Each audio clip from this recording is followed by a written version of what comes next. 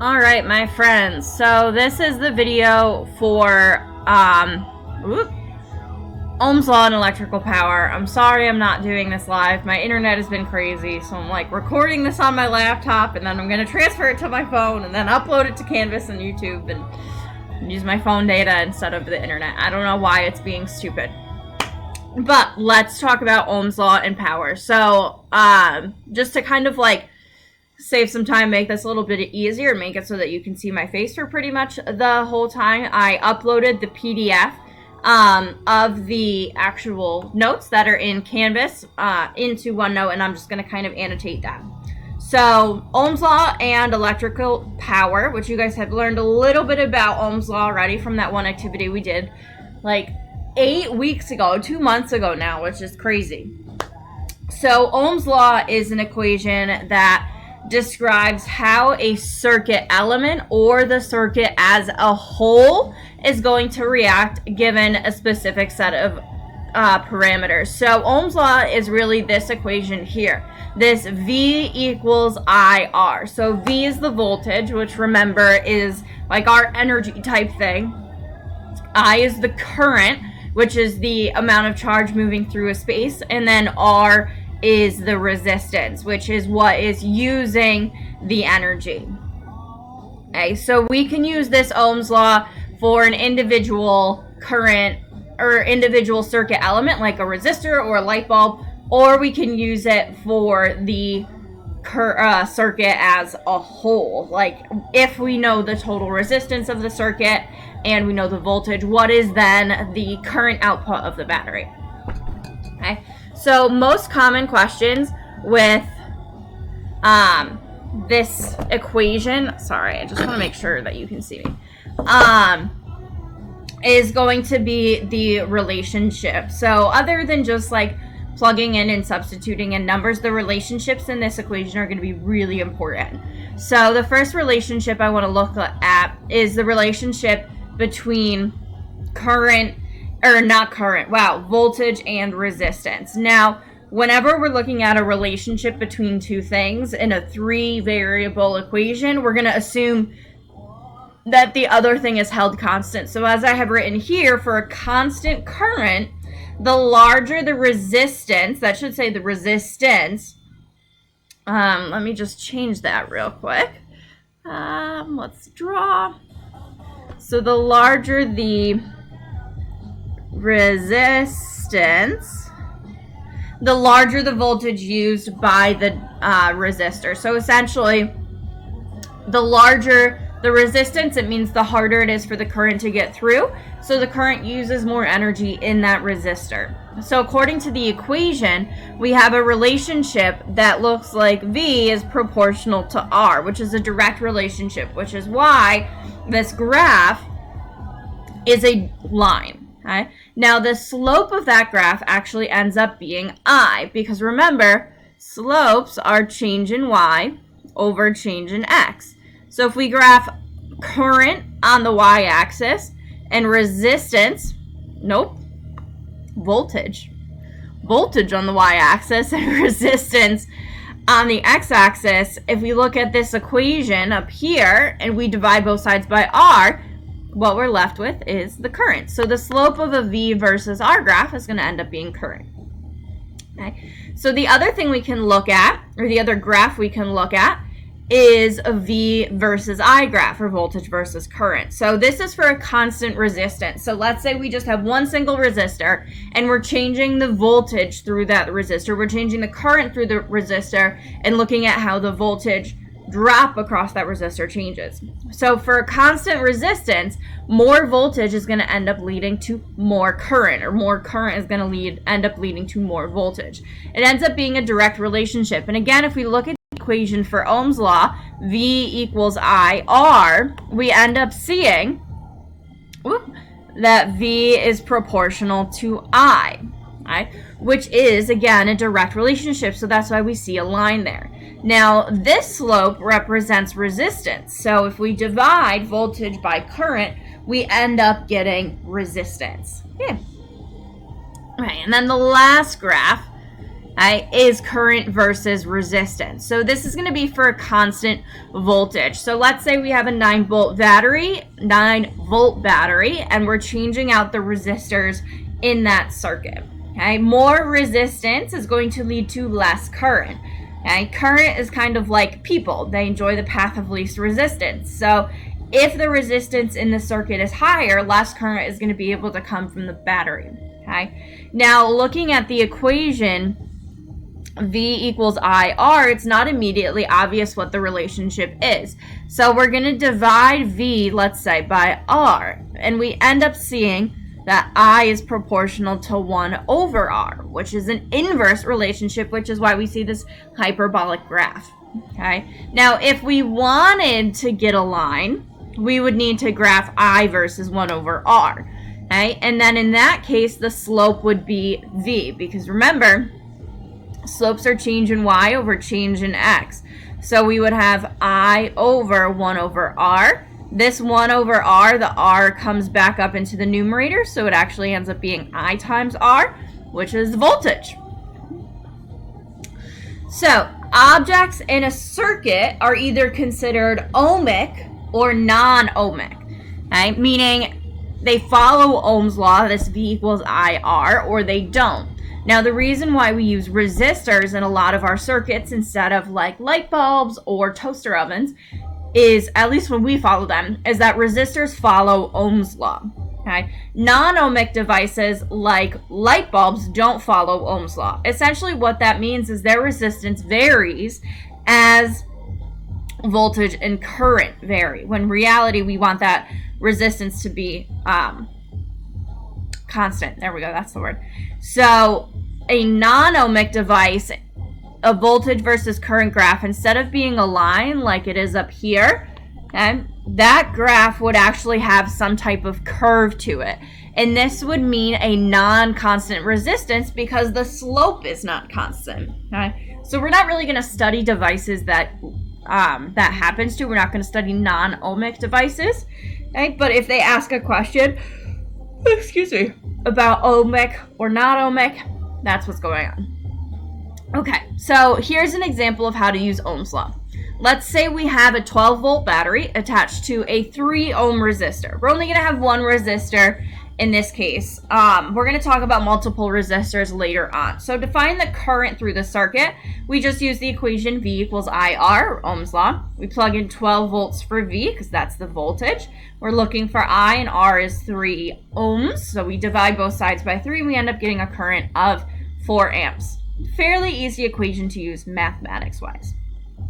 Okay, so if you remember, I talked about Kirchhoff's junction rule and Kirchhoff's loop rule when we talked about voltage and current. So Kirchhoff's junction rule is essentially our conservation of charge. The idea that any charge into a point has to equal the charge out of the point. Okay? So here, if there's only one loop, right, like there's only one path for the current to flow through, well, that must mean that the current is the same everywhere in that circuit. So it's 4 amps through the battery, it's 4 amps in the wire, it's 4 amps in the resistor, it's 4 amps everywhere. So if I was to throw some ammeters in the circuit like I have here, they would both measure 4 amps. Okay? And we also talked about Kirchhoff's loop rule, which is the conservation of energy rule. The idea that whatever voltage you gain in the battery is the same as the voltage used in the circuit. Okay? Now here, if the battery is a 12-volt battery, then that means 12 volts has to get used in the circuit. But we only have one circuit element, so that means all of that voltage has to get used in that one element. So that means all 12 volts has to get used in that 3 ohm resistor. So if I was to throw a voltmeter around the resistor, remember voltmeters have to bridge the circuit element or go around the circuit element to measure the difference before and after, that voltmeter would read 12 volts. Okay? And that's pretty much it with Ohm's law. So let's go ahead and move on to electrical power. Now, if you remember from mechanics, or what we essentially did for the first 3 quarters of the year, power is the rate of change of energy. Okay? Essentially, power is change in energy over time. And that part still holds true. We're still talking, when we talk about power, the amount of energy change in a certain amount of time. Okay? But we don't necessarily measure energy the same way we did as far as like potential energy and kinetics. So we need some new equations based on the elements of a circuit. So that's where this kind of set of equations come from. So power can either be calculated by doing current times voltage, voltage squared over resistance, or current squared times resistance. Okay? So power, remember, is in watts, because JJ watt is very powerful. Okay? And you might be thinking, Narc, how do I know which one to use? Well, you kind of base it off of what information you're given. If you have current and voltage, use IV. If you have current and resistance, use I squared R. Okay? If you're doing some comparison, like you want to know how changing the current affects the power, that's a little bit of a different story. So if your resistance is constant and you're changing current and voltage, you want to use IV. Okay? And if that's the case, then there's a direct relationship between power and current and a direct relationship between power and voltage. Okay? So what we end up seeing is that a power versus current graph, the slope ends up being voltage, and power versus voltage, the slope ends up being current. Okay? Not too tricky. Okay? If you have a constant current and you're changing the voltage or the resistance, you're going to want to use the second equation, the V squared over R. So if we were to graph power versus voltage, we'd see a nice parabolic graph. Whereas if we were to graph power versus resistance, we'd see an inverse graph. Okay? And then lastly, if we have a constant voltage, so say we're always using a 9-volt battery, but we're changing the resistance of the circuit or the current in the circuit, then we want to use I squared R. Okay? Now, just a quick aside, the only way to change the voltage, the total voltage in a circuit, is to change the battery. If you're always using a 12-volt battery, then your total voltage in your circuit's always going to be 12 volts. Okay? So if we have a constant velocity and we're graphing I squared versus R, sorry, not graphing I squared versus R, we're graphing power versus current. Because I is squared, we want to see a nice parabola shape. And if we're going to graph power versus resistance, then we're going to see a direct relationship. So in this equation, P and R have a direct relationship, whereas here, P and R have an inverse relationship. So that's why it's important that we think about what's remaining constant in our comparison. And if we graph P versus R, what ends up happening is the slope ends up being the current squared. Not just the current, because if I was to use this equation and divide both sides by R, I'd be left with I squared on one side, not I. So that means the slope is representing I squared here. All right, so now let's talk about light bulbs. So I had mentioned on, I think Monday when I was talking about this, that we're going to talk about why light bulbs glow when they're first turned on as opposed to when they've been on for a second. When I talk about light bulbs, I'm talking about the old school light bulbs, not the LED ones. I'm talking the incandescent ones with the tungsten wire down the center that you can actually like see the wire.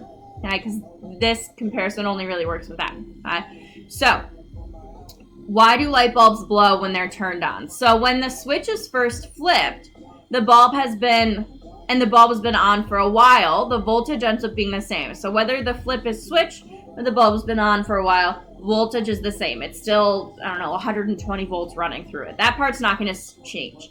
Okay? However, the resistance of the wire in the bulb changes, because what happens when a bulb is on for a while? Well, it starts to heat up, and that heat comes from somewhere. It's not from necessarily the light creation. What it actually comes from is the tungsten wire heating up and radiating that heat outward, which is kind of cool.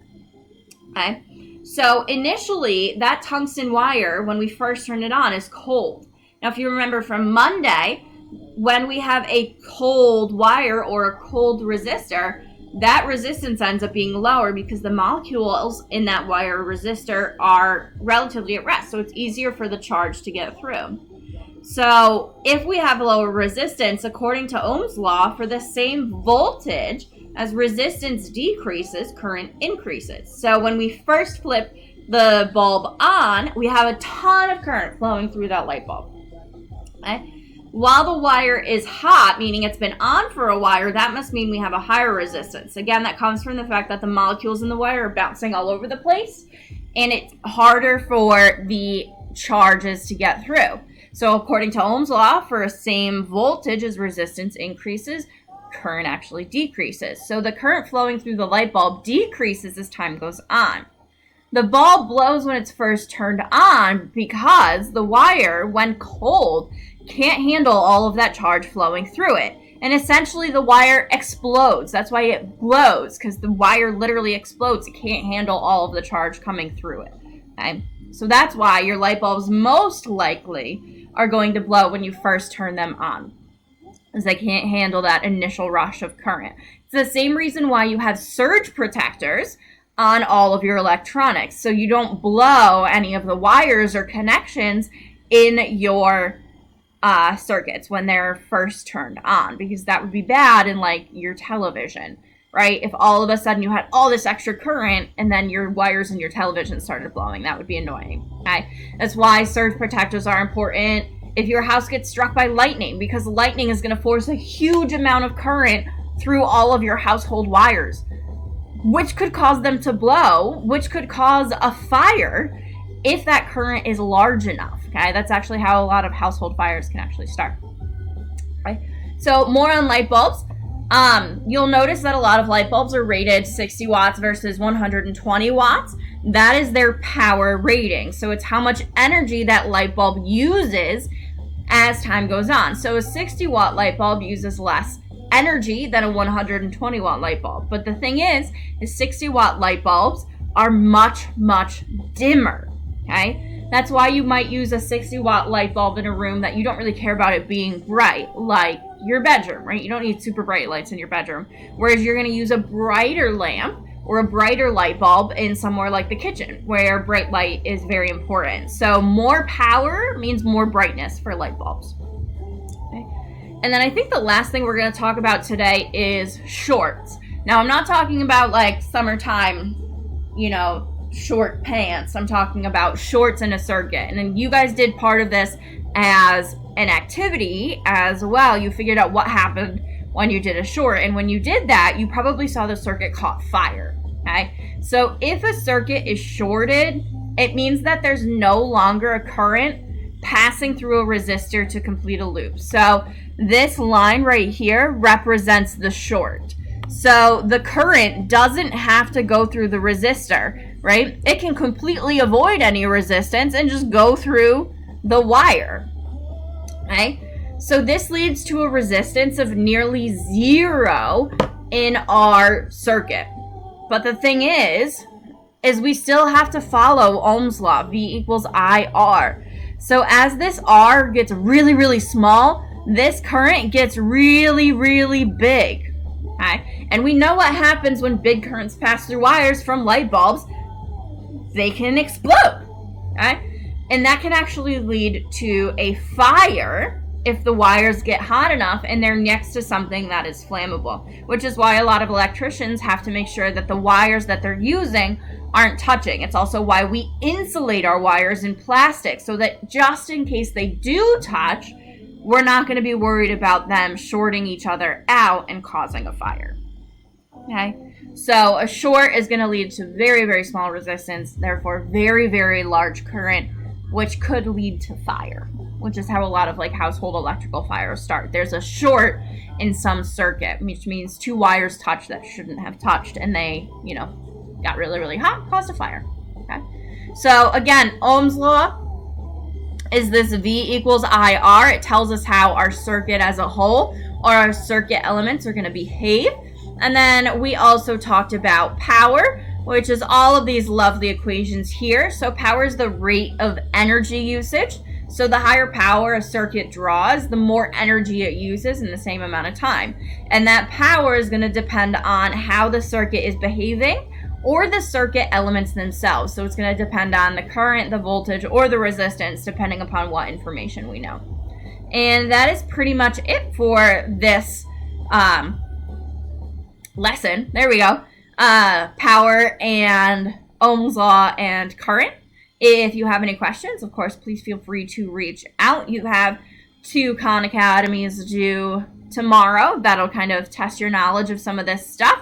If you did miss out on the Khan Academies on Tuesday, just like always, you can go back and do them. They'll just be in your past assignments. So even if you miss them, you can go back and do them. It's okay. It's kind of like a redemption week, but I'm not going to reassign them. All right? So I'll see you guys later. Bye!